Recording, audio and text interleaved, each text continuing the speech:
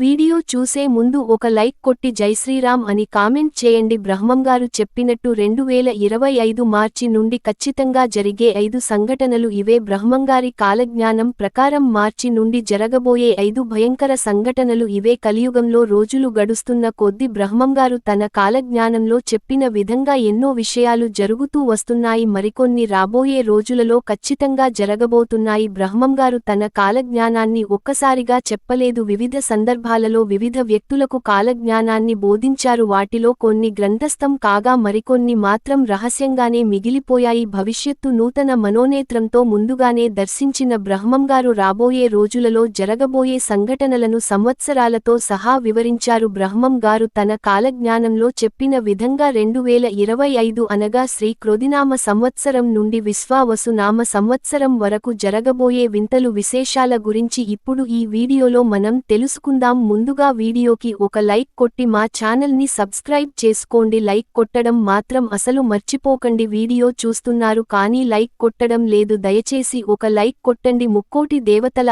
ఆశీర్వాదం మీపై ఎల్లప్పుడూ ఉంటుంది. 2025 పాల్గొన్న శుద్ధ పాడ్యమి నుండి ప్రపంచ దేశాలలో కళ్ళులలో చెలరేగటం ప్రారంభం అవుతుందట. ఒకవైపు యుద్ధాలు, మరొకవైపు ప్రజల మధ్య వర్గ వైషమ్యాలతో దేశాలన్నీ విలవిలలాడుతూ ఉంటాయి. చిన్నగా మొదలైన కార్చిచ్చులో దేశాలనే భస్మం చేసేస్తాయట. అగ్రరాజ్యం వింత పోకడలతో చులకనగా అయిపోతుందట. యుద్ధాల వల్ల బంగారం, ముడు చమురు ధరలు విపరీతంగా పెరిగి సామాన్యులకు అందుబాటులోనికి లేకుండా పోతాయి. కాసు బంగారం ₹1,00,000 దాటిపోతుందట. ఈశాన్య దేశాన కొత్త రోగం ఒకటి పుట్టి చవి చెప్పుడు లేకుండా చాప కింద నీరుల దేశాలకు మొత్తం పాకిపోతుందట. మందులేని ఈ రోగం వల్ల ప్రజలు ఒంటిమీద బొబ్బలు లేచి ఆర్తనాదాలు చేస్తూ చనిపోతారట. 2025 సెప్టెంబర్ నెలలో భారతదేశానికి తూర్పున ఉన్న సముద్రంలో సుడిగాలి ఒకటి పొట్టి అది ఉప్పెనలాగా విరుచుకుపడి తీర ప్రాంతాలన్నీ మొత్తం అతలాకుతలం చేసేస్తుందట. ఒకవైపు ప్రజలు తుఫాను వరదలతో అల్లాడిపోతుంటే మరొకవైపు కొన్ని ప్రాంతాలలో త్రాగడానికి చుక్క నీరు లేక తీవ్ర దుర్భిక్షను అనుభవిస్తారట. 2025 శ్రీ విశ్వవసు నామ సంవత్సరం ఆషాఢ శుద్ధ అమావాస్య మొదలుకొని దేశంలో వింత వింత సంఘటనలు జరగటం మొదలవుతాయట. సముద్రం ఉన్నట్టుండి ముందుకు వస్తుందట. రాత్రికి రాత్రి తీర ప్రాంతమంతా మునిగిపోతుందట. ద్వాదశి నాటి రాత్రి భూమిలో తీవ్ర అలజడి చెలరేగి తీవ్ర భూకంపం సంభవిస్తుందట. కని విని ఎరుగని రీతిలో వచ్చిన ఈ ప్రకృతి విలయం వల్ల ఎంతోమంది ప్రాణాలను కోల్పోతారట.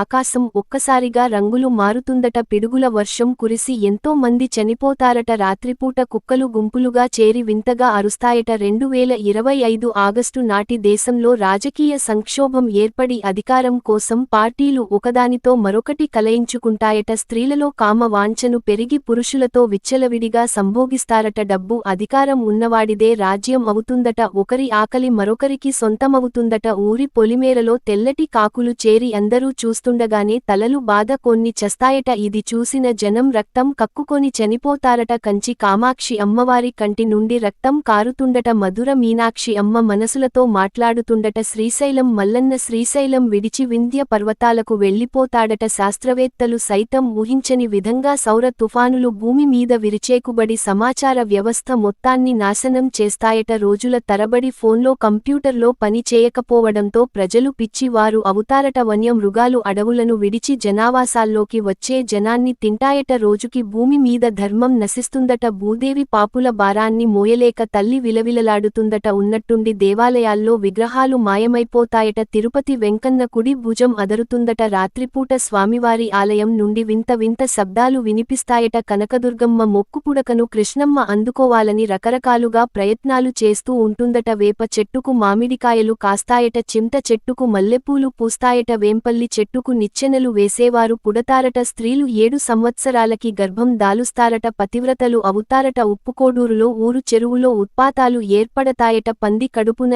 ఏనుగు, మేక కడుపున పంది పుడతాయట. శ్రీశైల శిఖరాన అగ్నివర్షం కురుస్తుందట. అది చూసిన నంది పెద్దగా అంకెలు వేస్తుందట. భ్రమరాంబిక అమ్మవారి ఆలయంలోనికి ముసలి ప్రవేశిస్తుందట. కృష్ణానది మధ్య బంగారు రథం పుడుతుందట. అది చూసిన వారి కళ్ళు పోతాయట. రాత్రింబవళ్ళు గ్రద్దలు గుంపులు గుంపులుగా కూడి అరుస్తాయట. నీటిలోని చేపలు తాము చస్తామని పలుకుతూ బయటకి వచ్చేస్తాయట. కోమటి కులంలో 25 గోత్రాల వారు మాత్రమే మిగిలి ఉంటారు. వర్ణ వ్యవస్థ మొత్తం నాశనం అయిపోతుందట. కులాంతర మతాంతర వివాహాలు ఎక్కువగా అవుతాయట. 4 వర్ణాలు మద్యపానంతో భ్రష్టులు అవుతారట. బ్రాహ్మణులు తమ వృత్తిని వీడి ఇతర వ్యాపారాలు చేస్తారట. అంతరిక్షం నుండి రహస్యంగా భూమి పైకి వచ్చిన గ్రహాంతర వాసులు మానవులతో కలిసిపోయి ఒక్కసారిగా విధ్వంసానికి దిగుతారట. భూమి మీద నుండి వేరే గ్రహాలకు వలసలు పెరిగిపోతాయట. వింత విజ్ఞానం పెరిగిన ఎంత విజ్ఞానం పెరిగినా సరే చావు పుట్టుకలు మాత్రం కనిపెట్టలేకపోతారట. ప్రజల బలహీనతలను ఆసరాగా చేసుకుని ఊరికి ఒక దొంగ బాబాలు పుట్టుకొని వస్తారట. భూమి తన కక్షను ఉన్నట్టుండి మార్చుకుంటుందట. దీనితో వాతావరణంలో ఉన్నట్టుండి పెను మార్పులు సంభవించబోతున్నాయట. భార్యలను భర్తలు, భర్తలను భార్యలు ధనం కోసం వేపుకు తింటారట. వేప చెట్టుకి అమృతం పుడుతుందట.